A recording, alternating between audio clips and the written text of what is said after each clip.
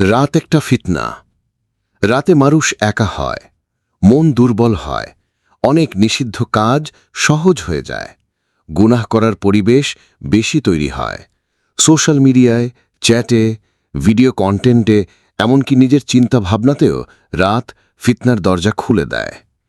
নিফাক, শয়তানি কুমন্ত্রণা ও কুপ্রবৃত্তির শক্তি বাড়ে রাতে। রাতের নীরবতা আর একাকিত্ব মানুষকে এমন সব পথে নিয়ে যেতে পারে যেখান থেকে ফেরত আসা কঠিন। বেশিরভাগ হারাম সম্পর্ক, চ্যাট, ভিডিও দেখা, গীবত রাতেই হয়। রাসূলুল্লাহ সাল্লাল্লাহু আলাইহি ওয়াসাল্লাম বলেছেন, ফিতনার সময় রাতে ঘুমিয়ে থাকা দিনের ইবাদতের চেয়ে উত্তম। আবু দাউদ, হাদিস নম্বর 4311।